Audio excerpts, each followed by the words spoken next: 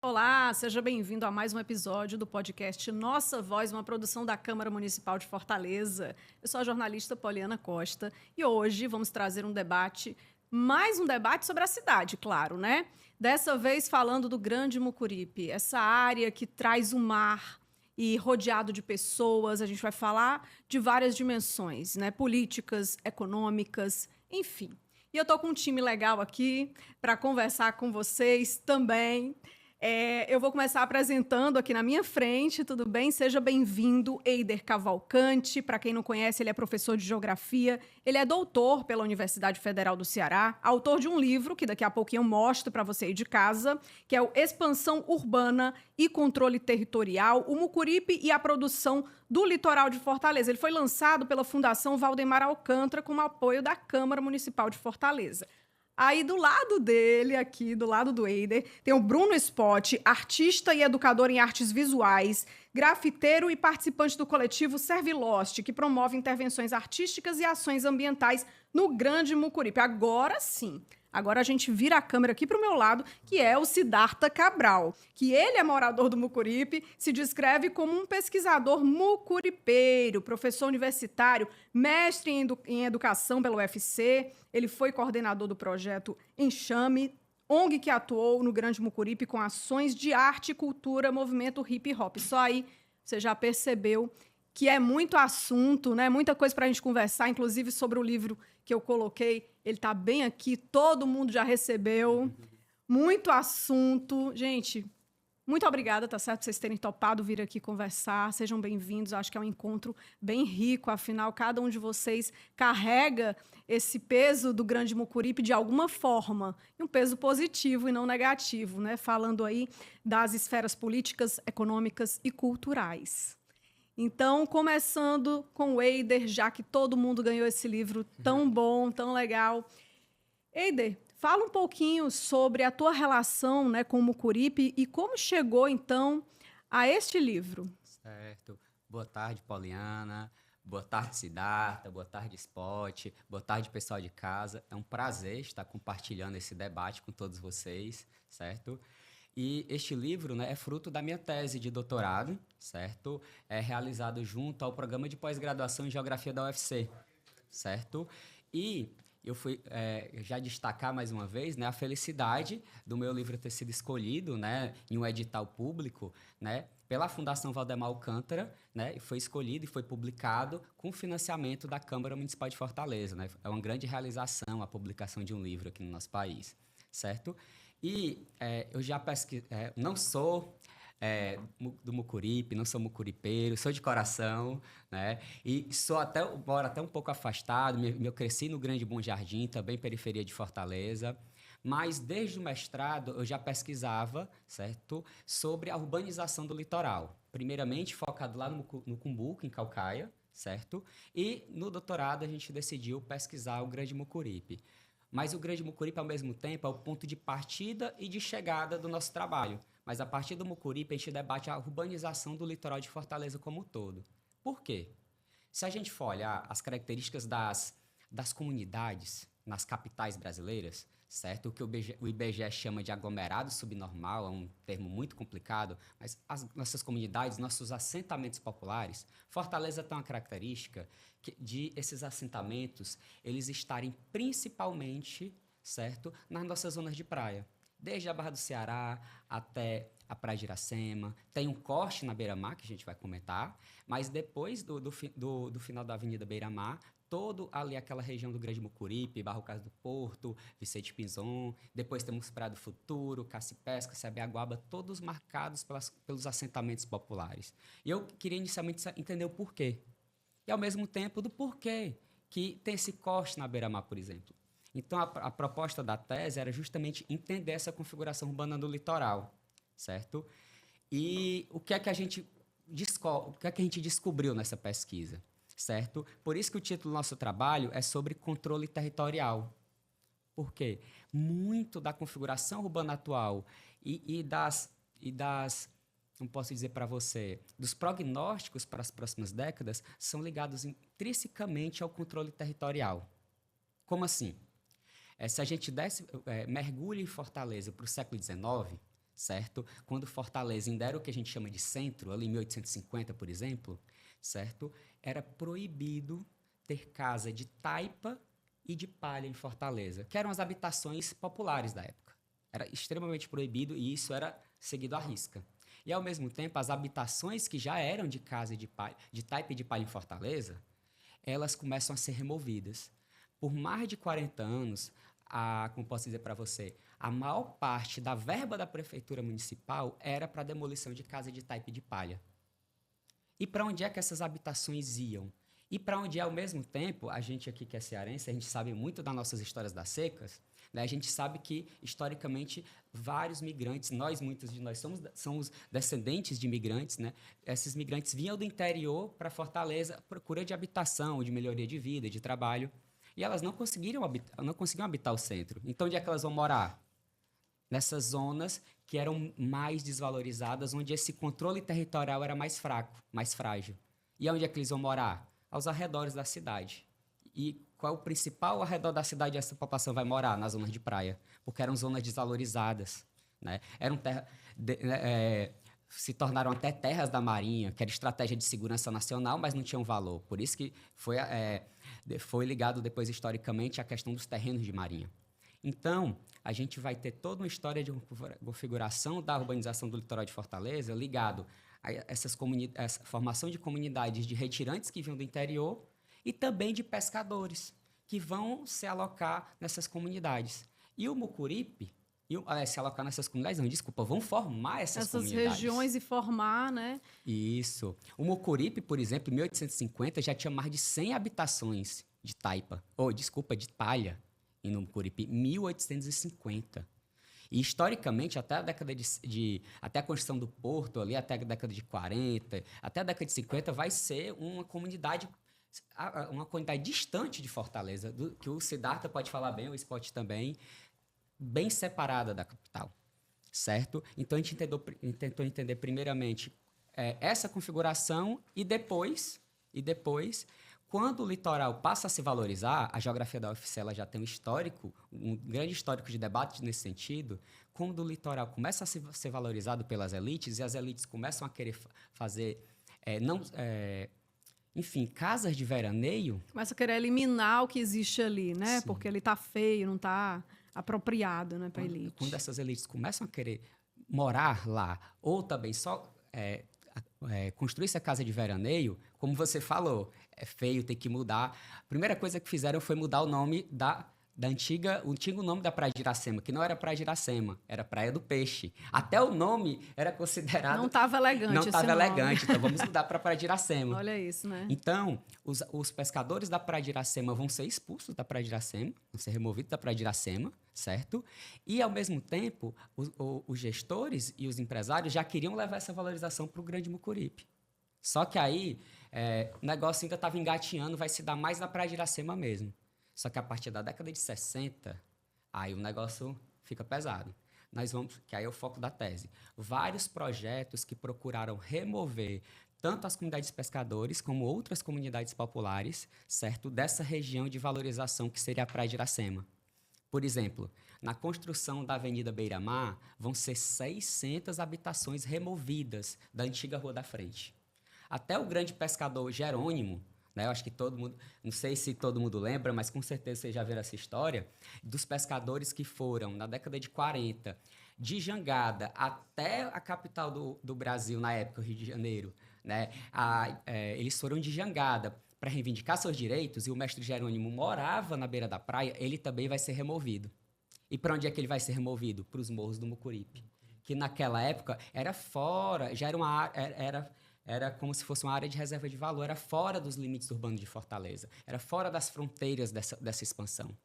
Então, os moradores dessas 600 residências vão ser removidos para os morros do Cais do Porto, do Vicente Pinzon. Vai ser aí que a gente vai ter também toda a questão da forte ocupação do Serviluz, que já existe ocupação, obviamente, né? Mas de toda essa leva de pessoas que vão ser removidas para lá, tá certo? E a partir daí a gente vai fazer todo um debate dos vários processos de remoção de pessoas para aquela região. Porque a gente às vezes tem uma ideia, até quando alguns gestores vão comentar, falam como se a ocupação dos morros dos bairros Cais do Porto Vicente Pison fosse um problema de uma urbanização espontânea, de ocupação irregular, de favela, mas não é. É incrível, foi o que eu achei impactante na descoberta da minha tese, é que muitos dos problemas de hoje foram soluções do passado.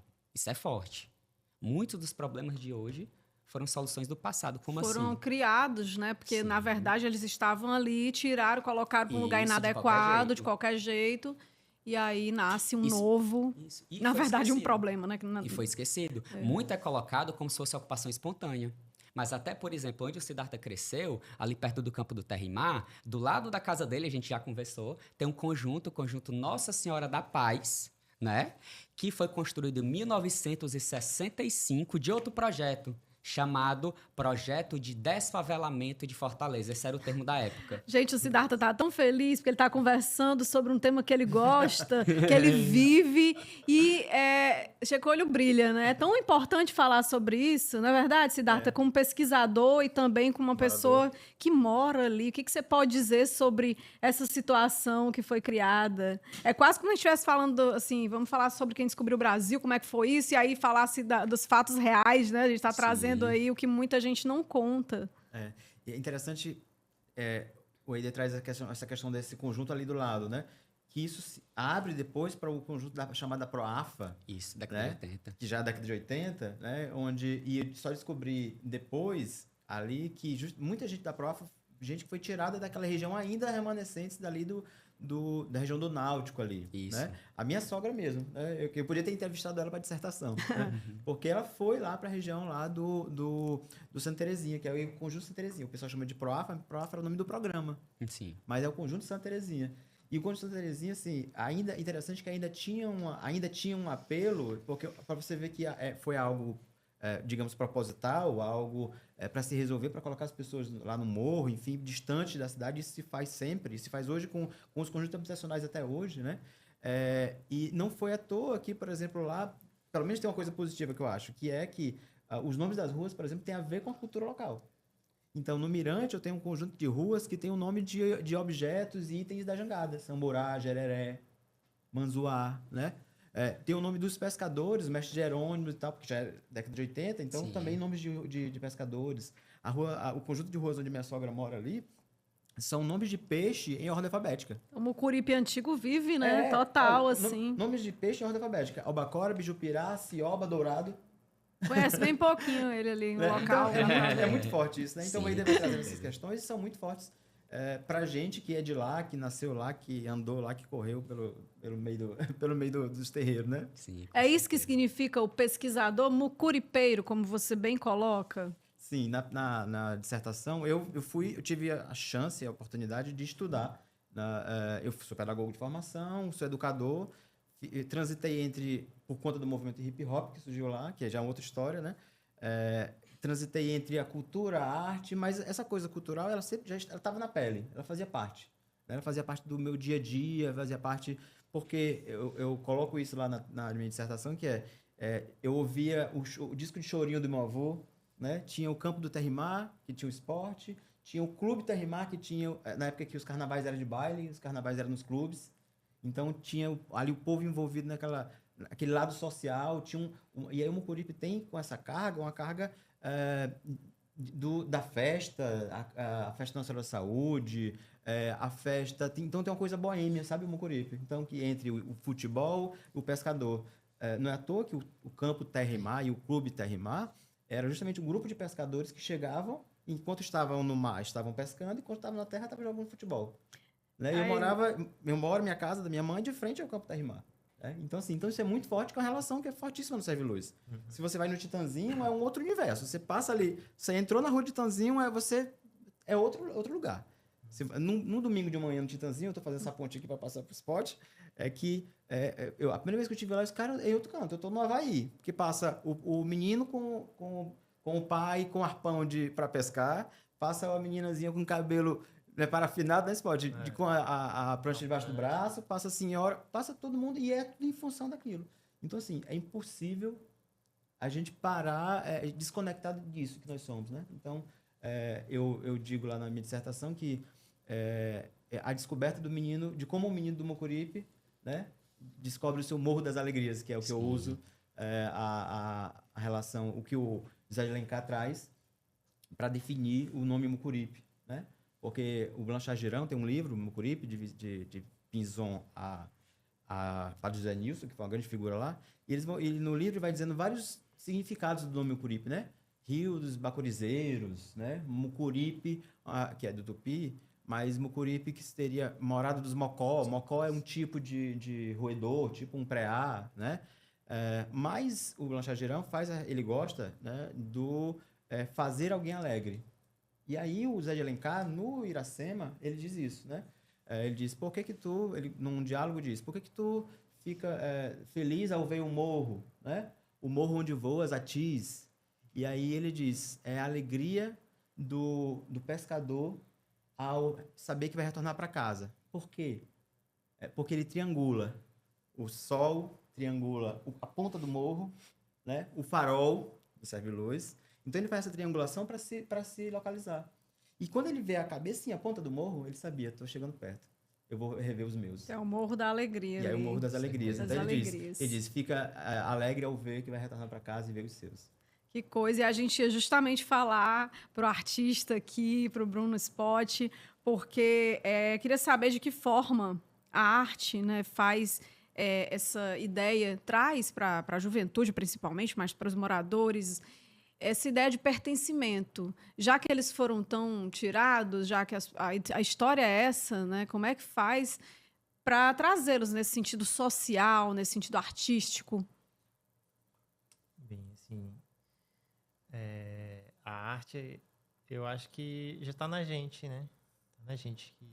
Eu vejo a arte mais de uma forma banal, posso até dizer assim. Né? Todo mundo tem o seu quê artista, assim. E lá não é diferente, né? A arte você vê nas ruas.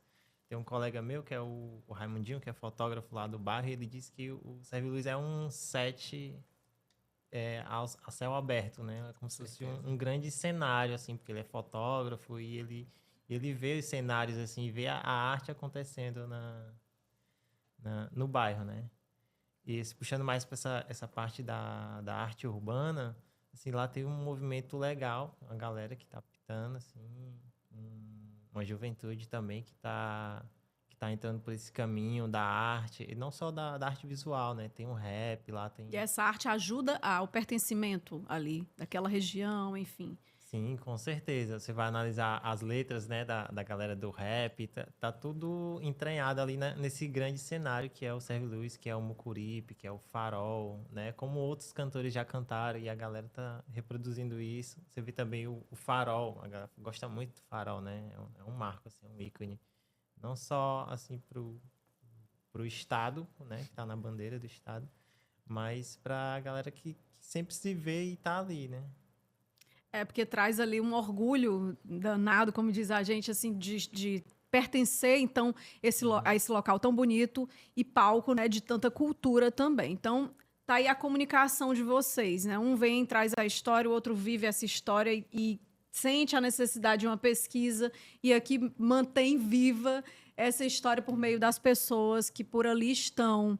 Então, eu queria saber um pouquinho sobre a relação com o mar. Afinal, dali se extrai muitas coisas. Era a Praia do Peixe. Por que era a Praia do Peixe? Porque tinha ali a sobrevivência daquele povo. O que a gente pode falar sobre essa relação econômica com aquela área da cidade, o Grande Mucuripe? Sim.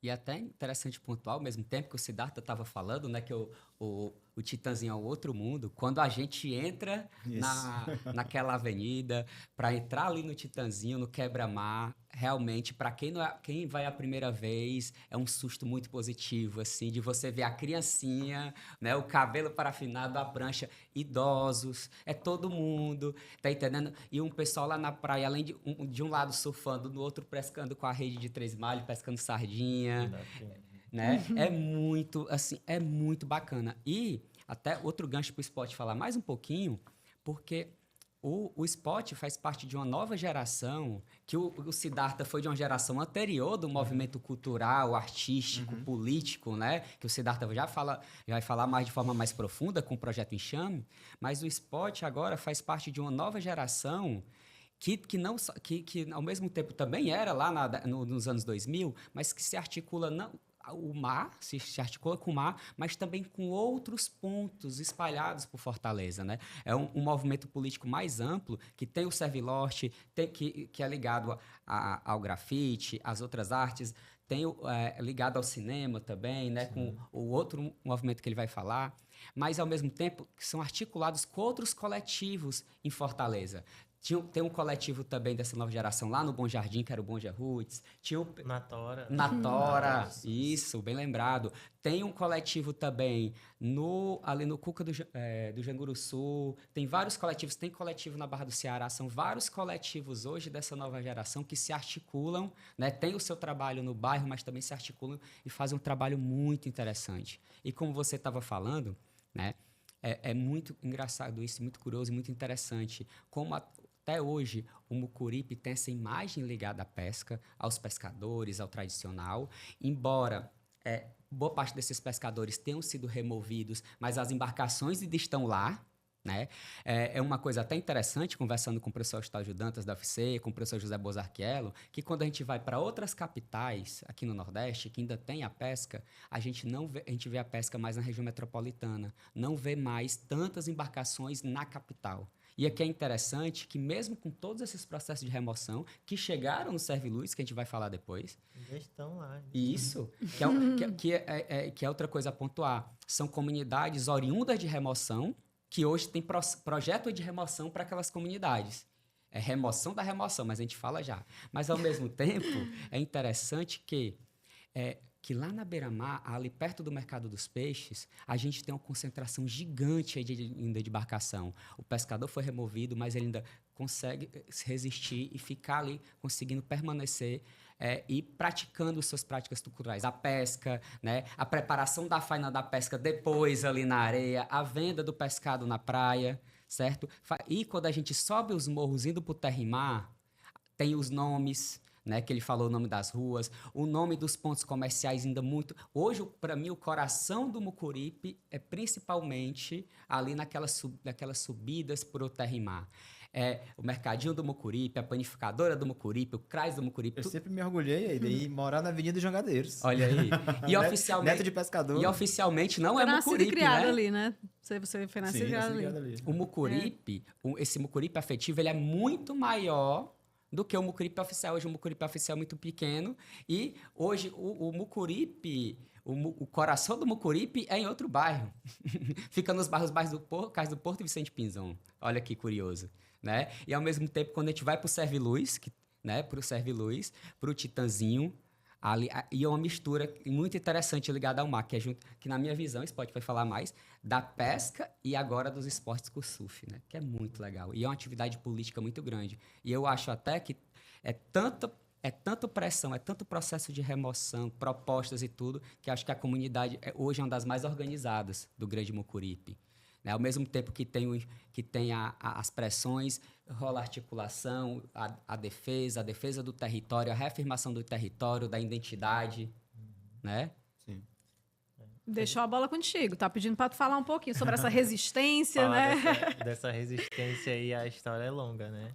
Tem o episódio mais recente, assim, que a gente teve, simbólico, foi o do estaleiro, né? Sim. Vira e mexe, essa história volta pra gente. E ela serviu, assim, de exemplo de organização. E hoje em dia, com as remoções, sempre continuaram, né? Esse risco de remoção. Algumas pessoas cederam, foram morar lá nos apartamentos, né? Que fizeram ali. E o mecanismo das ex, ele veio forte como um auxílio, né? As pessoas... Tá lá o mecanismo, mas tem que se apropriar, tem que entender aquilo. É muito difícil você deixar a sua rotina para ir para uma reunião de noite. Você vem, né? Você vem do trabalho cansado para procurar entender o que é uma ex e aquele direito que lhe pertence, e você lutar pelo aquilo ali. É muito difícil, né? O poder público acaba de certo modo, se aproveitando disso, da burocracia, né? E tornando esse processo muito mais difícil. Mas está acontecendo essa articulação, tem a Comissão Titã lá, tem a Associação dos Moradores do Titãzinho também, que dá uma força. E, através de tudo isso, a gente também está com o Servilost, está com outras organizações como o coletivo Server Luz, que a gente se junta e através do audiovisual, da arte visual também, cotidiano com a galera, a gente vai aprendendo como é que se trabalha, né, dessa forma na lei, assim, né, no pé da lei. Então, reivindicando nossos direitos, né, e tentando resistir mais e mais. Coletivo Servilost. Vamos Isso. falar sobre o coletivo Servilost? O sim. que é, afinal, esse Serviluz com Lost? Será? Como é que é isso? Esse nome, Servilost, ele surge de um trocadilho. Assim, tem a galera que pinta lá, né, os grafiteiros, né, do bairro. E a gente estava em um rolê pela cidade, eu não lembro muito bem. E alguém perguntou, vocês são da onde? E aí eu respondi, a gente é do Servilost, que é o Serviluz perdido, né? É que a gente tava meio perdido assim, mas tentando se encontrar, pintando. E aí a gente gostou do nome, e aí vamos pintar esse nome pra gente, vamos, pra levar o nome, né, do Serviluz pros outros lugares da cidade que a gente tava. E assim a gente foi, né? Foi repetindo esse nome, mas ele começa assim com um grupo de grafite. E aí depois a gente... O grafiteiro tem essa coisa de criar evento para pintar, né? E através disso a gente foi se articulando, foi chegando mais uma galera, a galera do surf, a galera que gosta de um reggae e tal. E aí a gente foi... Foi ampliando e virando um coletivo, não é isso, verdade? Naturalmente foi ampliando. E aí a gente fez uma virada cultural, e aí começou aquela coisa de captar recursos através de edital. Mas sempre, no começo, foi muito mais assim vamos que dá certo, vamos fazer esse negócio aí. Muitas experiências a gente fez. Tem uma que eu gosto muito, que foi o Roda Bike.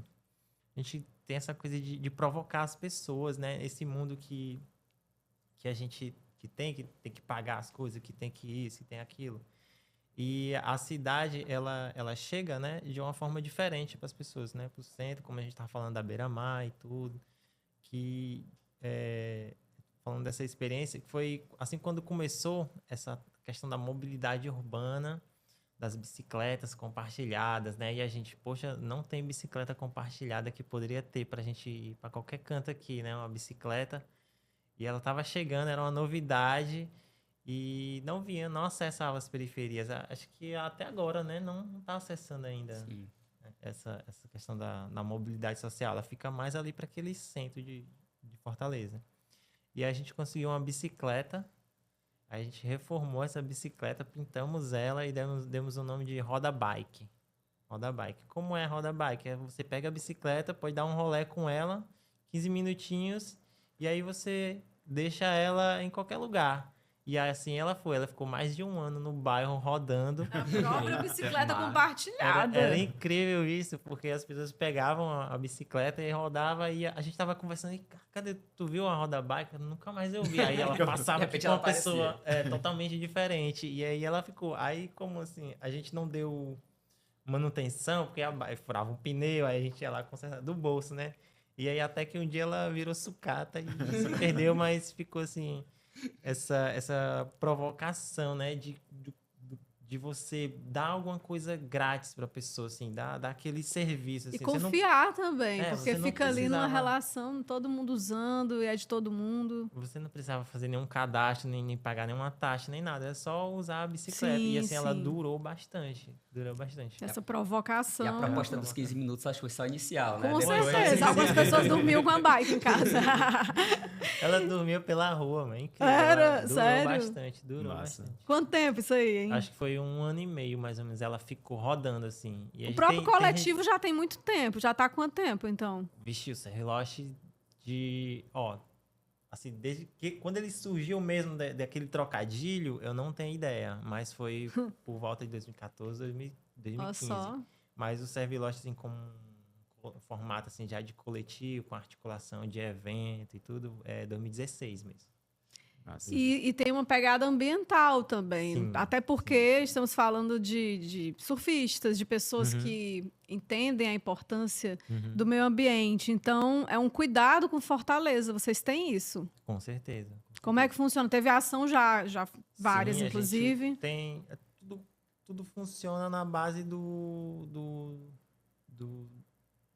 como é que eu posso dizer?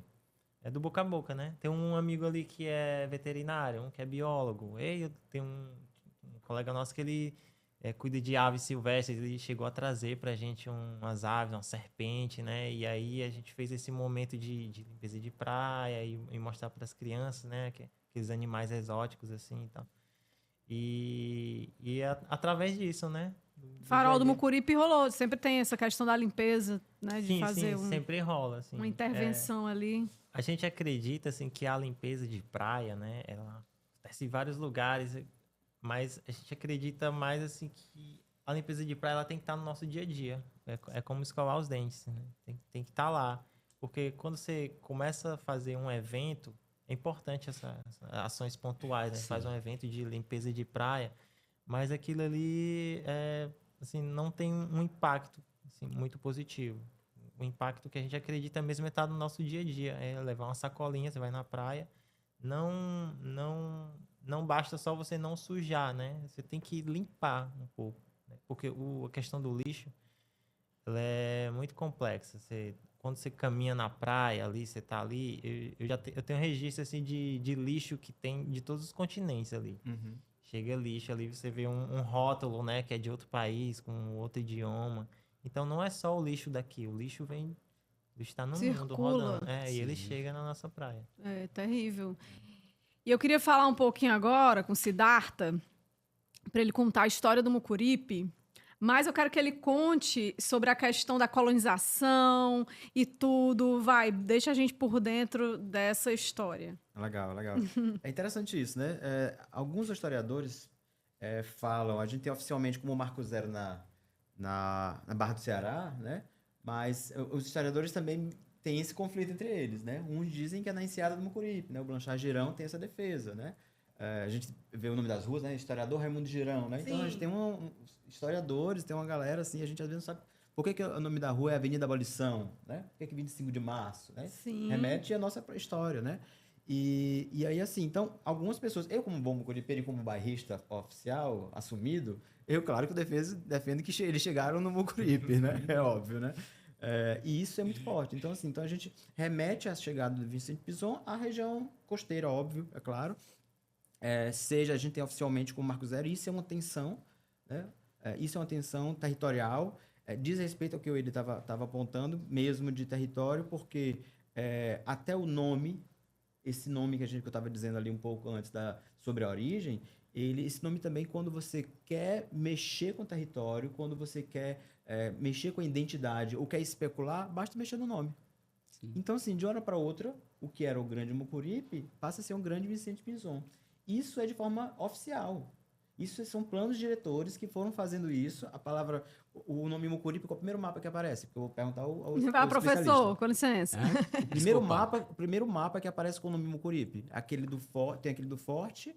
Sim, a comunidade, porque o nome é bem mais antigo, mas com o registro da comunidade já é 1850, com a comunidade já com 100 habitações. Isso. 100 habitações. Isso, pois é. Então, assim, o nome Mucuripe já existia muito forte, a comunidade já existia, né?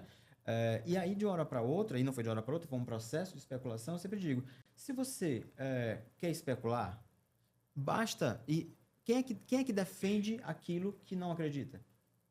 Ninguém. Você não consegue... Nenhum livro que você de um assunto que você não tem interesse, você consegue terminar. Imagine se é algo que você não se reconhece. Sim. Né? Então, assim, basta eu mudar o nome. Isso aconteceu e acontece com vários bairros. Né? Então, a partir da descoberta do mar, tem uma autora aqui no Ceará que fala sobre a descoberta do mar, né? O mar foi descoberto como algo a partir das casas de veraneios. As pessoas iam principalmente para se sarar, para curar das tuberculoses, né? E iam para lá, mas quem eram os ricos, né? Porque o mar até então, como ele já falou, era coisa do índio, eram lugares de casa de praia, então era de pessoas que... A Fortaleza, de uma certa forma, nasceu de costa para o mar. De costa para o mar, porque era ali, se você pega passeio público, onde na década de 30, né, os homens iam de fraque, de cartola, no domingo passear, né, era o shopping da época, né, mas era de costa para o mar. A porque- Praça da Estação, a estação ferroviária, né? Sim. Ela é pro continente, Isso. à frente dela. Era de Todo costa mundo pro mar. ignorando, não querendo saber de Exatamente, nada. né? E aí é o quadrado mágico ali, porque se você pega as ruas, né? Eu sou meio viciado em ruas, né? Se você pega o quadrado mágico ali, que os autores, né, o pessoal do urbanismo chamam de a arquitetura xadrez, né? Sim. Então eu pego, olha, o mapa de Fortaleza por cima, eu tenho a Avenida do Imperador, Dom Manuel. Alguém já parou para pensar nesses nomes? Né?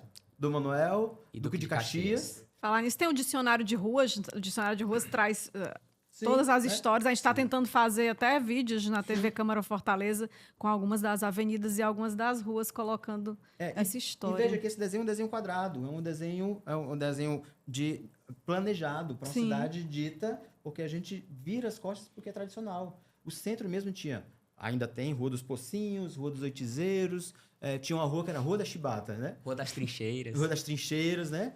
E eram nomes populares, e na década de 30, nomes foram proibidos. Ou seja, tudo que a gente tem uma tradição, que enquanto outros lugares buscam manter as tradições e os nomes, a gente exclui os nomes, porque para as autoridades até então, eram coisas que de segunda categoria, demonstra atraso. Né? E aí, não é à toa que a gente tem 50 anos em 5, a visão do Juscelino Kubitschek. Né? E qual era a visão dele? Era a visão norte-americana. Então a gente esquece da nossa cultura. Né? Lá no Cariri, por exemplo, teve uma época que foi proibido que as bandas cabaçais tocassem na sede. Por quê? Porque era sinal de atraso.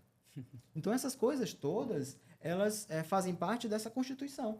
Tu vê, né? A gente falando aqui do Grande Mucuripe, a gente desenha bem a cidade toda de Fortaleza, porque tudo ou passou, de repente começou lá, Marco Zero, Sim, e o que foi se constituindo mesmo.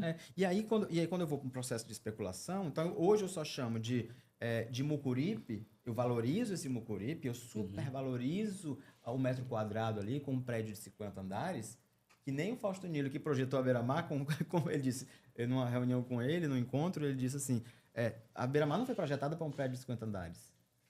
Ela não foi pensada para isso, né? O pessoal da arquitetura diz que assim, olha, se eu tenho, a partir do quarto, do quinto andar, as pessoas já passam a ter relação com a cidade. Porque até o quarto andar você olha ali embaixo, não é à toa que os programas de Minha Casa Minha Vida são até 5 andares, né? 4. 5 andares, né? Por isso, porque você tem uma relação com o lugar, né? Então, aí eu passo a chamar ali, tem 1 metro quadrado mais caro da cidade, né? E para fora eu não sou digno mais de ser do Mucuripe.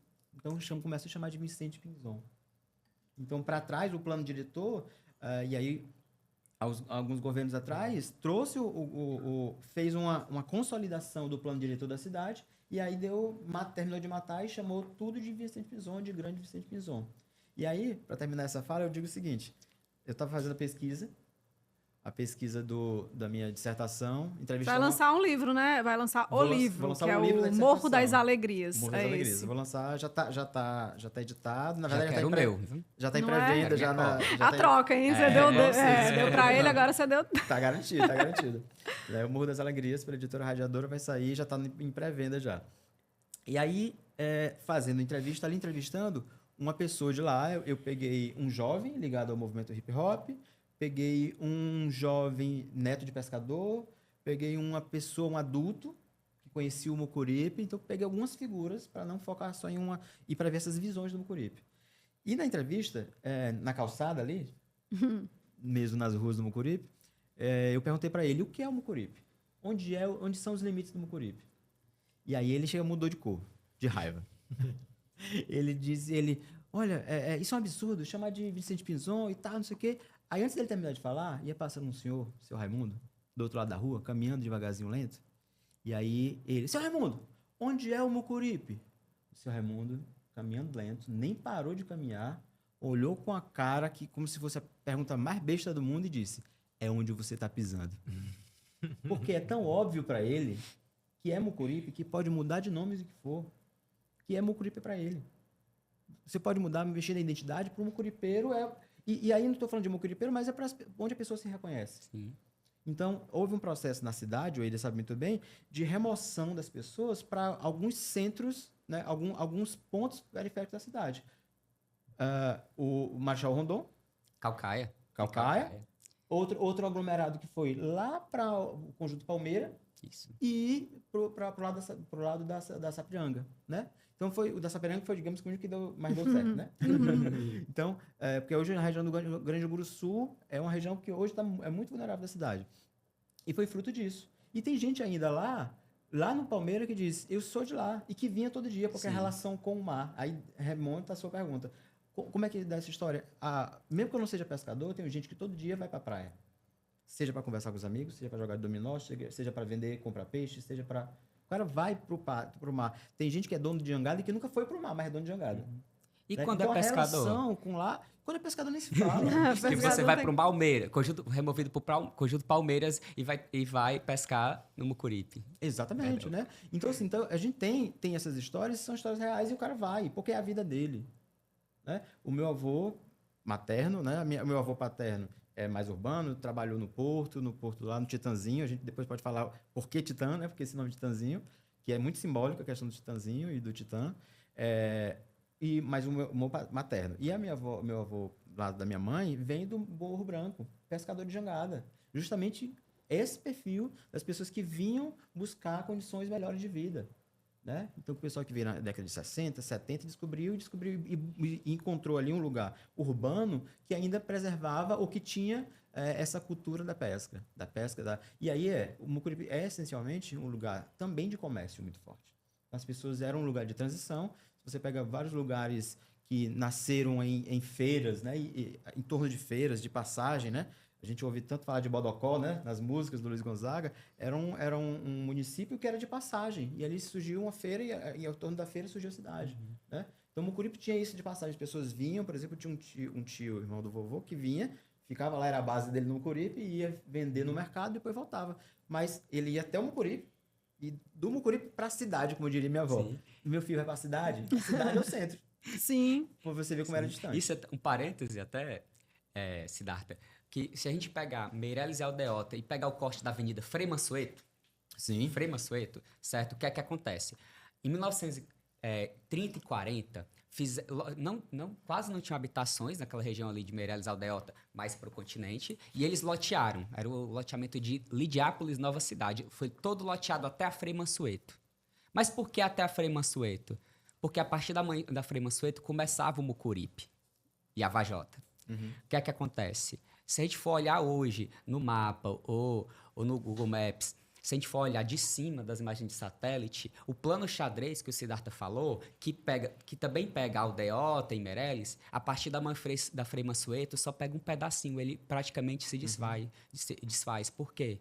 Porque esse Mucuripe que eu falei, que em 1850 já tinha centenas de habitações, em 1945, que tem um mapa do Exército de 1945, aquela região ali da Frei Mansueto até os morros mesmo do Mucuripe, com cotas topográficas de 60 metros de altura, lá já tinha milhares de habitações. Era um grande povoado, que aí justamente, né, era essa relação, né, de voo para Fortaleza, né, era quase que de outra cidade, outro distrito, né? É muito engraçado isso, que tinha uma cultura muito diferente, né? É muito engraçado isso. E que naturalmente também vai subindo, né, os morros, eu estou falando primeiro da parte baixa, né, da Frei Mansueto até o pé do morro, mas que também vai subindo ali até o campo do Terrimar. E o restante do morro vai ser ocupado a partir das obras de remoção, né? Mas é muito engraçado essa questão mesmo do Mucuripe de ser algo dentro e fora de Fortaleza, né? É interessante, E que tem um pouco dessa característica de pessoas que vieram de fora, dos interiores, sobretudo, né? Que se reconhecem, né? Então, assim, lá tinha o Chico Capongueiro, reconhece que é daquela região, Caponga. Né? Da Caponga. E aí, pessoas que viviam da pesca, eminentemente, né? E que encontraram lá esse ambiente, essa ambiência, né? E pessoas também, né, que vieram da Praia do Futuro, que deixou de ser perdão, da Praia de Iracema, que deixou de ser um lugar de pescador e que vieram para cá também, né? Ou que desceram mais pro lado lá da Leste-Oeste, do Pirambu e tal. Então apesar de que o Pirambu tem um outro histórico, né? Sim, Tem um histórico mais na questão dos assentamentos, do pessoal retirante da seca e tudo mais. Mas pro lado de cá tem essa força muito grande, né? Mas que é interessante que eu digo sempre que tem um humor, tem uma boemia, tem uma coisa muito forte envolvida. Daí o nome do Titanzinho, né? Eu queria retomar isso, né? O Titanzinho, por que o Titanzinho... Você sabe, Poliana? Porque o Titanzinho lá, a praia do Titanzinho, um pico de surf de Fortaleza importante, tem esse nome de Titanzinho? Não, me fale. É por causa de alguma embarcação ali? O que que é? Vai, fala aí. Para ser construído a ponta do... Porque antes o litoral era outra configuração. Se você olhar no mapa, tem uma ponta do porto. O mar vem, sobe, tem uma ponta e tem todo o paredão, né, que é o quebra-mar, para diminuir as ondas para o porto, para conseguir depois cavar e que os navios conseguissem atracar, certo? Para fazer esse paredão, para ter esse quebra-mar e para constituir o porto, obviamente teve que ter uma construção, óbvio. Então vinha o trem, vinha Pacatuba, Baturité, daquela região. A pedreira da Munguba. Das pedreiras da Munguba, principalmente. E aí trazia no trem, vinha na beira do morro, passando ali onde hoje ali tem ali a fábrica ali de margarina, passando ali do lado do mercado do peixe. E aí vinha o trem, passava, carregado de pedra, e tinha um guindaste que ele encostava, o guindaste pegava a carga e virava, jogava no mar. Esse guindaste, na época, foi considerada a maior máquina construída pelo homem no país. Sim. Certo? E aí ele pegava a pedra, jogava no mar, e aí ele era também construído sobre trilho, a vapor, e todo de cravo, não era soldado, era todo cravado, né? E aí, modelo francês. E ele vinha, legal que você vê as fotos, a pessoa bem pequenininha e o bicho gigante. Ela era gigante. Gigantesca. E a vapor e tudo mais. E ele corria sobre o trilho. Então ele montava, jogava pedra, criava o paredão, ficava no nível que ele pudesse andar, era colocado o trilho em cima da pedra e ele avançava. Então essa é a dinâmica. Jogava pedra, trilho, ele avançava. E foi construindo. Na década de 30, durante a construção, porque o porto é de 39, mas foi inaugurado em 40, na década de 30, ele tomba pro lado do Serviluz. E passa quase um ano. E as pessoas da época começaram a brincar com isso, né? Porque o nome como era o nome do guindaste? Titã. Agora... E aí a praia do Titã, hoje carinhosamente do Titanzinho. E as pessoas começaram a brincar, tirar onda com isso, e vamos agora fazer o aniversário do Titã, aniversário do Titanzinho, e vamos fazer. E começaram a tirar onda, porque bom cearense, né? Ainda mais no Mucuripe, né? E teve toda uma história dessa. E antes de passar, é o seguinte, eu quero só trazer uma reflexão, beleza. A praia do Titanzinho, obviamente, eles conseguiram montar e levantar o bicho de volta e continuar a obra. A pergunta que eu faço é, onde está o Titã? Porque tem em Portugal ainda um que é preservado. E em outros lugares do mundo tem 1 ou 2 preservados ainda e tal, mas que ele é preservado como um museu, museu vivo, ao ar livre. Sim. Né? E o Porto de Leixões, né, em Portugal, eles tiveram que fazer uma manutenção e tiveram que dar conta para a sociedade de que desmontar para fazer manutenção, mas tinha que montar de volta. Tamanha a preocupação das pessoas e o reconhecimento daquela obra. A questão é, onde está o nosso Titã? Onde está? O Titã nosso, diz a história, que foi desmontado e vendido como sucata. Minha nossa. Com a ferragem. E aí, eu começo a minha dissertação dizendo que o guindaste Titã é um símbolo de usurpação da nossa memória. Porque é isso que nós fazemos com nossos casarões, é isso que nós fazemos... Materializa ali o que aconteceu. E as pessoas dizem, Fortaleza não tem memória. Não vai ter nunca desse jeito. Né? E o pouco que tem, destrói as fachadas e tal. Então, em todo lugar que você vai, no Brasil ou em outros lugares, tem centro histórico. Onde é o centro histórico de Fortaleza? Não tem, não. Não tem, porque a gente não tem essa visão. Criar né? ainda. E o fortalezense viaja para a Europa, o brasileiro viaja para a Europa para ver o patrimônio. E quando o nosso patrimônio a gente não valoriza. A gente faz memorial do jangadeiro, mas o jangadeiro a gente remove, né? É complicado. Não, era só que eu ia falar, tava falando do Titã. Lá no Serviluz também tem uma rua que se chama General Titã. Vocês já ouviram falar desse general, alguma coisa dele, assim? Aproveitando, né? Aproveitando, assim. Alguém sabe desse General Titã? Não, do General essa Titã não rua. lembro. Mas ele devia ser o Mas general que comandava esse Titã, então Mas tem certeza. uma outra curiosidade. Para a construção do porto, né, foi construído na seca de 1932 um ramal ferroviário que saía da estação João Felipe Sim. para o Mucuripe, onde hoje é a Avenida Beira-Mar. Certo? Esse ramal ele foi construído especialmente para a construção do porto e depois, obviamente, ele foi desmontado, né? E foi feito o outro ramal saindo da Parangaba para o Mucuripe, né? Porque justamente já existia um projeto de valorização da área, obviamente, né? E não seria interessante um ramal ferroviário cortando ali aquela parte. Mas E que ele passava bem na praia mesmo, né? Isso, bem próximo, na beira do próximo à mar. Rua da Frente. Quando a gente fala Rua da Frente, aqui, para quem não conhece, a Rua da Frente é o que é a beira-mar. Isso. É Vicente de Castro, né? Não, é da Não. beira-mar, na beira-mar Não, mesmo. Avenida Beira-Mar. Na beira-mar Falar em principal Beira-Mar, ali. eu tava vendo aqui a foto, né? Isso. A parei que fiquei, coincidentemente. Isso. Aqui a foto, gente, da Avenida Beira-Mar. E aí tem, né, assim, deixa eu ver se eu consigo A reforma mostrar. do calçadão na década de 80. Vê aí aí. se tu consegue, Tony. Isso, bem inspirado em Copacabana. Eu e tudo adoro mais, quando né? eu tô dando uma olhada pra me inserir ali naquela... Aham. E o Siddhartha Então- também falou da construção desse ramal ferroviário e foi usado mão de obra retirante também, juntamente também com que você falou que é da Associação do Pirambu, mas também no Mucuripe também. Certo? É importante dizer isso também, porque é um passado pesado também na cidade de Fortaleza, que ali no Moura Brasil era chamado Curral das Cinzas.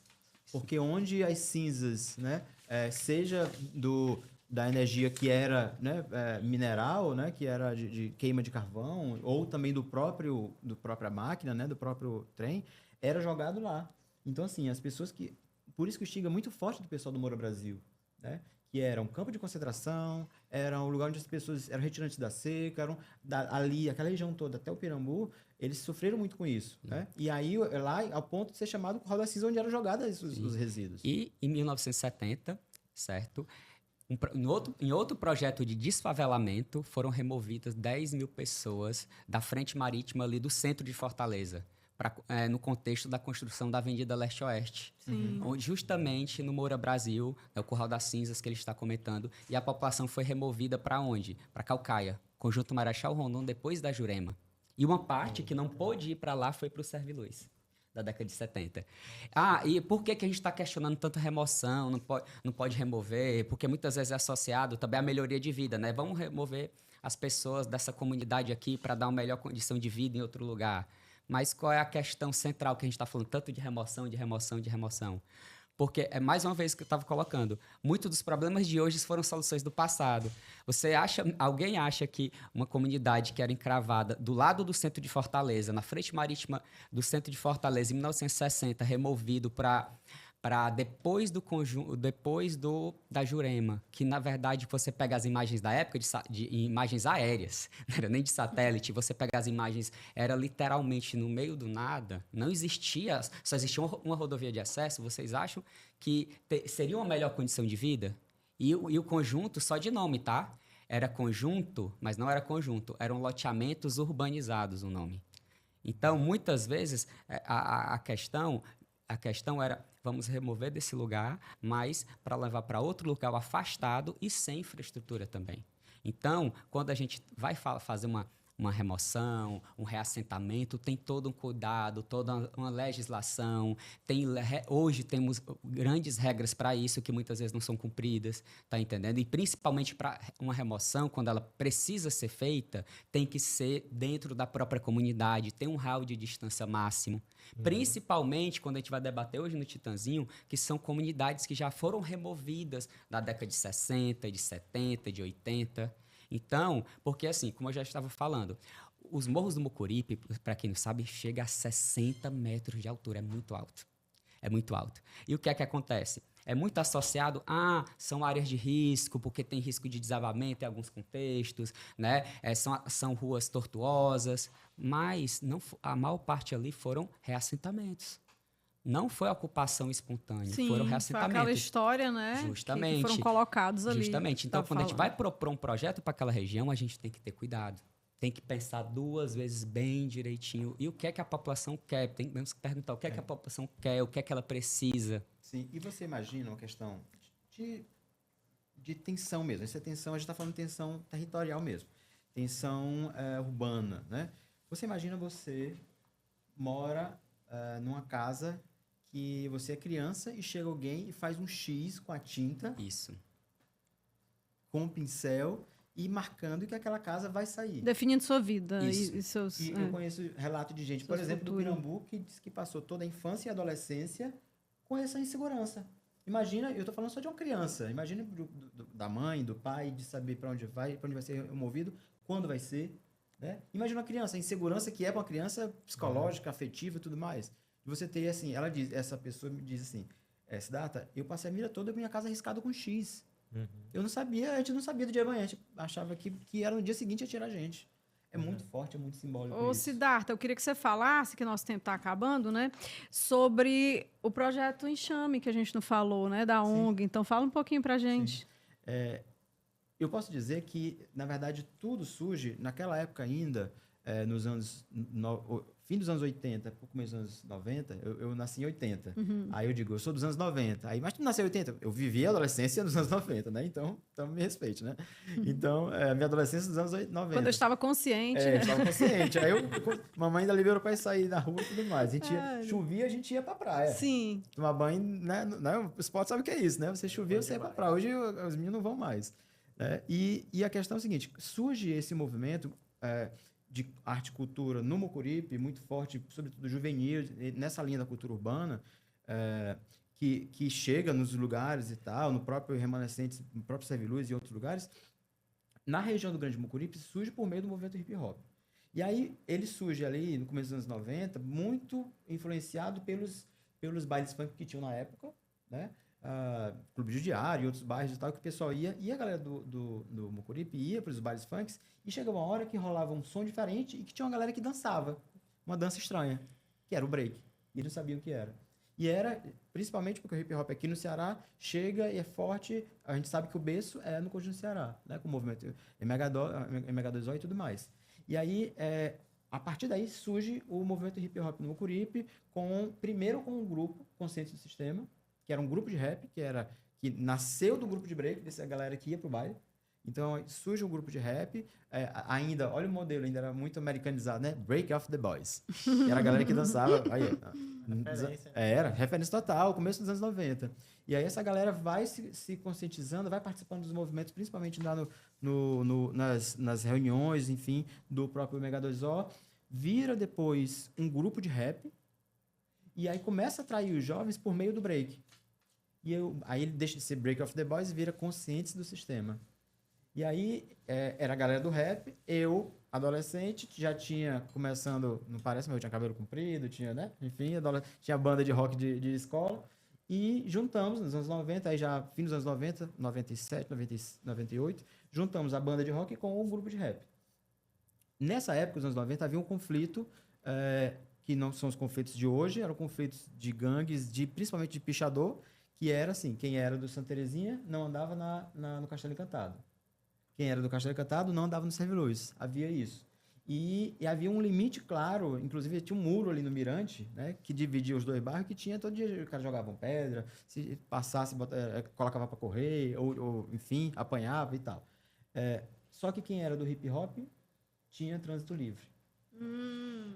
Então, e a gente começou a fazer oficinas e tudo mais, então começou a gerar fazer trabalho social sem saber o que era. Eram bem respeitados. Era. Então o movimento começa daí, começa da banda, a banda começa a fazer esses trabalhos, começa a fazer trabalho nas comunidades, 98, 99, abrimos uma rádio comunitária, tinha uma rádio comunitária que era nossa, que era da comunidade e tal, que foi fechada 2 vezes, né? Óbvio, né? Não tinha política envolvida, mas foi fechado, enfim, tinha pressão, porque não era ilegal, não tinha, né? Mas era para pegar só na área e tal, mas tinha uma rádio comunitária. E aí, em 2000, por volta de 2000, a Glória Jorge se aproxima no seu trabalho. Glória Jorge, socióloga, que foi secretária de Direitos Humanos da FUNCI, no governo Luiziane, se aproxima da gente, ainda como pesquisadora, e aí a gente faz o trabalho de articulação comunitária. E aí ela era só como pesquisa do doutorado dela. Mas não teve jeito. Era para ser um projeto pontual de 1 ano e daí surge o enxame. Né? Então, depois, quando ela vai para a secretaria, já em 2004, se não me engano, a gente assume a diretoria, enfim, a coordenação, e aí eu viro coordenador do projeto Enxame. Os meninos me chamam, eu já tinha ido fazer pedagogia, outras coisas e tal, vivi esse momento, depois fui fazer minhas formações, arte e educação, e aí surge o Enxame, aí a gente assume o Enxame e tal. Em 2010, foi que nós fizemos uma parceria com o Centro Cultural Dragon do Mar, onde que o Dragon do Mar levou para lá um curso do Memorial da Cultura Cearense, que é Museu e Cidadania Cultural, onde os meninos faziam uma formação de mapeamento cultural da região. Olha isso. E foi essa experiência que eu pesquisei. Genial. A questão a gente falou aqui, que a gente não destrói nossos casarões, né? A gente diz que não tem memória, mas o que acontece quando a gente tem acesso a essa memória? Né? Então, assim, por que os meninos são tão mobilizados com isso? Porque eu era mobilizado com o meu lado ancestral, dos meus avós, dos meus tios, do meu Eles pescador, estão sendo né? apresentados e aí, estão entendendo. E quando eles acessaram isso, foi muito forte. É, muito bom. Então, por isso que eu pesquisei isso, e aí tem sido, ainda hoje isso tem desdobramentos, tenho trabalhos em outras comunidades, já também com mapeamento, com diagnóstico social, hoje, juntando essas coisas, o lado educador com o lado pesquisador, com o lado de consultor hoje, então a gente consegue trazer esse olhar para a comunidade diferente, para fazer, por exemplo, algum trabalho numa comunidade. Então, para a gente é muito importante, tem sido muito legal. Muito bom, parabéns. E vamos fazer o seguinte, eu queria mostrar aqui para a câmera o livro, porque eu falei tanto, nós conversamos sobre o livro, daqui a pouco vem também um quentinho, né, que vai sair do forno, aí que o Siddhartha está preparando. Então, a gente conversou com o Eider Cavalcante, com o Bruno Spott, com o Siddhartha Cabral, mas eu queria agradecer uma pessoa que viria, não deu certo de vir, que foi o Diego de Paula, ele que é do acervo Mucuripe, ele foi convidado, não deu certo, mas ajudou de qualquer forma na produção, trazendo informações e tudo. E esse programa, Nossa Voz, ele é uma produção da Câmara Municipal de Fortaleza, como eu falei no início. Ele conta aí com a direção, com a produção do Rômulo Costa, que é jornalista. Tem também a participação do Lúcio Shoa, que ele vem aqui coordenando. Tem a Renata Sampaio, que é a nossa diretora de comunicação também. E você pode acompanhar todos os episódios, sempre que possível, na TV Câmara Fortaleza, canal 7.2. Também temos a rádio Fortaleza FM 90,7. Tem os canais não só assim, YouTube, mas você pode acessar também, às vezes, Spotify. Então, assim, busque, porque isso aqui foi uma grande aula. Estamos com professores, com pesquisadores, com artistas, que também pesquisa, que também está por dentro. Então, é importante você conhecer a sua cidade para ter essa noção de pertencimento. Eu estou sempre aprendendo e agradeço muito vocês terem vindo aqui hoje, tá certo? Sejam sempre muito bem-vindos. É isso, gente. Até uma próxima. E tchau, tchau.